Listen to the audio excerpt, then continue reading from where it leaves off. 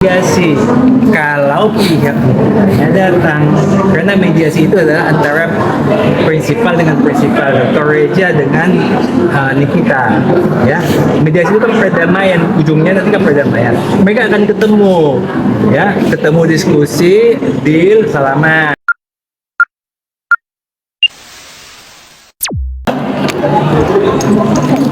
Yang pertama rekan-rekan media tadi sudah melihat bahwa yakin dengan para pihak yang lain. Kemudian sudah kita saksikan bahwa satu, dua dan tiga tidak hadir. Lalu kemudian dilanjutkan nanti untuk kita lanjutkan pendampingan seperti itu. Nah, mungkin adanya mediasi bagaimana dari PPD juga bagaimana adanya mediasi. Pada prinsipnya pertama kami kan tidak melihat ada perjanjian. Kedua, kalau diperlukan klien kami hadir, pasti ada. Ya mungkin saya tambahkan ya, tadi saya juga sudah jelaskan.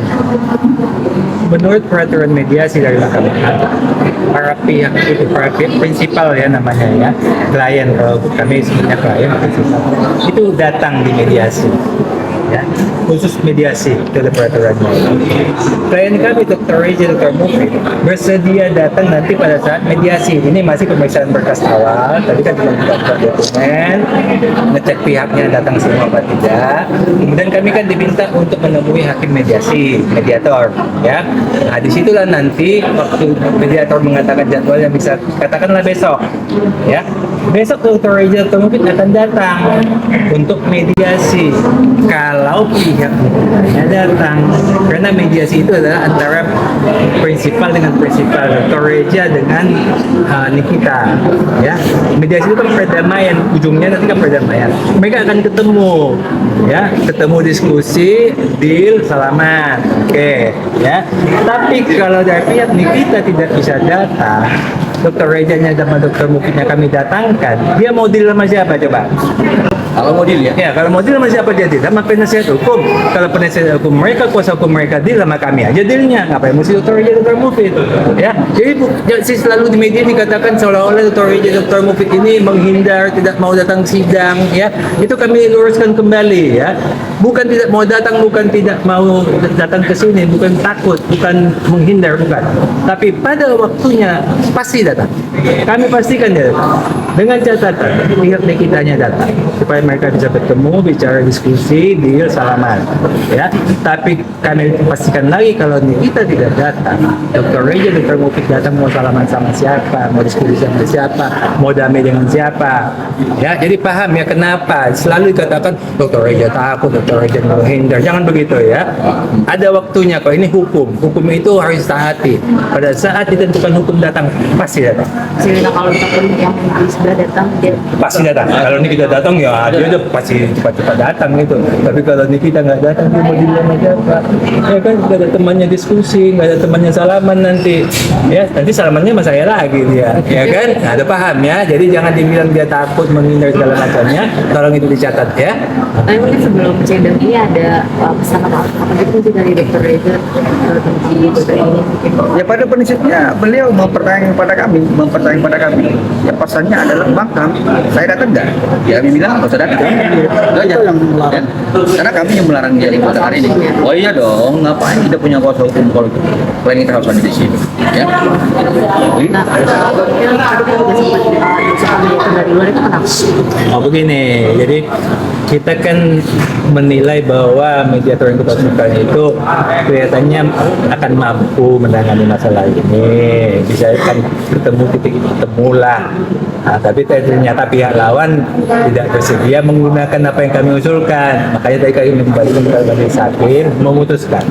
Ya, itu hanya usulan kita. Siapa tahu, karena kita anggap itu bisa menyelesaikan masalah. Tapi karena pihak lawan tidak mau, hakim lah yang kita serahkan kembali memutuskan. Jadi memang usulan untuk yang terbaik aja. Ya, hanya usulan yang terbaik aja, nggak ada maksud apa. Kalau untuk update dari sidang pidana dari Dr. Reja itu apa bagaimana? Gimana? Update untuk dari gugatan dan Gugatan pidana? Iya, yang Kalau pidana itu laporan. Pemerasan. Di Polda. Ya, kan teman-teman media sudah sama-sama tahu ya. Ini sudah penyembahan tahap kedua ya. Artinya kita hanya menunggu nanti kapan persidangan dalam pidana.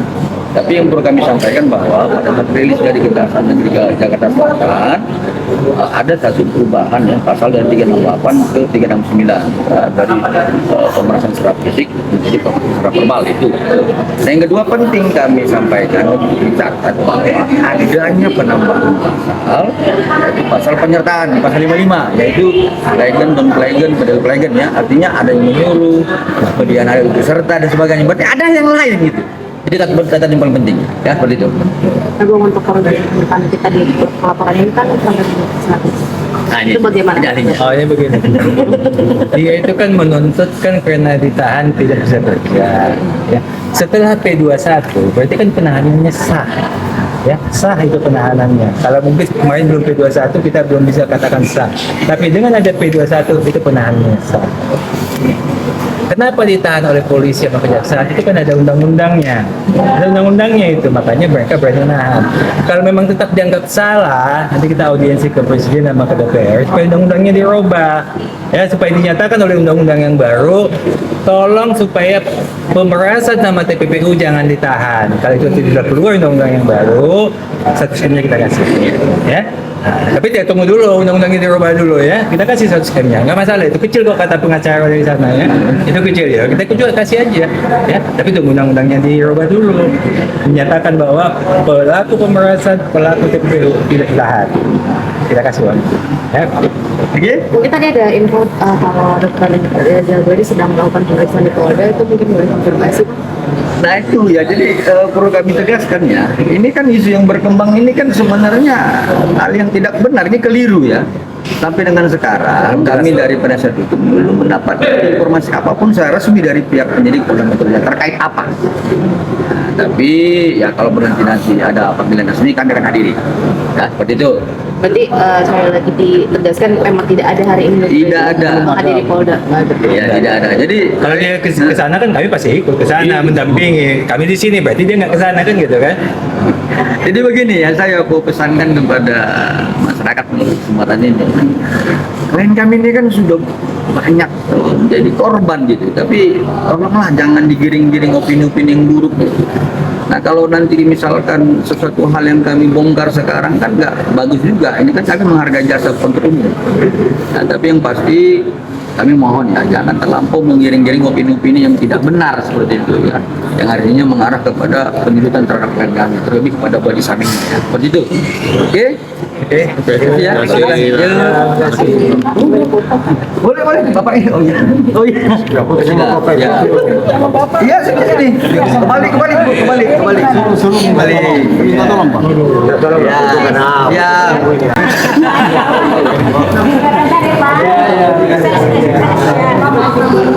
Mas, makasih.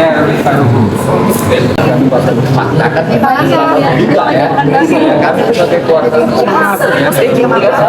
pidana sampai dengan sekarang ini tidak dan belum mendapatkan informasi resmi dari pihak apakah kami belum dapat. Jadi belum. Jadi mohon supaya informasi tidak lagi ya. Begitu. Baik. Bang, soal yang kedua ini soal pidana, gimana tanggapannya? Kita sudah pindah ke rutan semua. Ada satu ini kejaksaan ini kan punya wewenang sekarang ini setelah dilimpahkan dari penyidik kepada satu yang perlu disampaikan ketika rilis dari Kejaksaan Negeri Jakarta Selatan adanya perubahan salah satu pasal yang 69 dan 38 itu wewenang tuh. Yang kedua perlu kami sampaikan ada sampaikan ya tentang pasal penyertaan pasal 55 ya. Itu kalau nggak salah kemarin dengar. Tapi nanti yang pastinya kita mengatakan dalam persidangan ya, di dalam pasal 55 penyertaan itu ada pleger dan yang artinya berarti ada yang lain ya. Yang ketiga itu kami sampaikan itulah penyidik mengatakan ini sudah tidak pidana, kemudian jaksa menyatakan itu sebagai dari tadi. Kalau menurut kami kan itu yang dinamakan perjanjian yang disampaikan motivasi.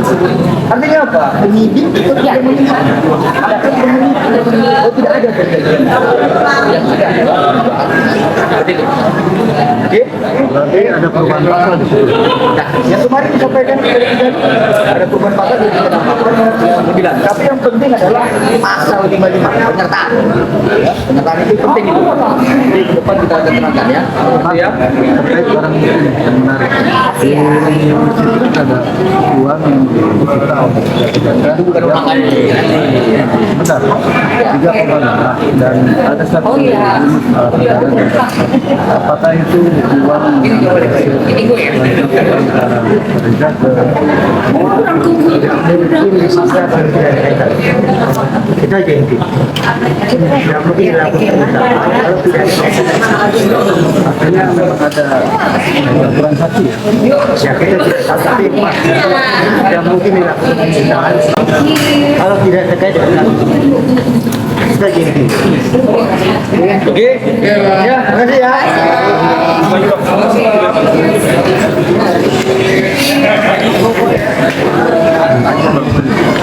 Gue juga nggak, pamit, aman, ada gue kirim.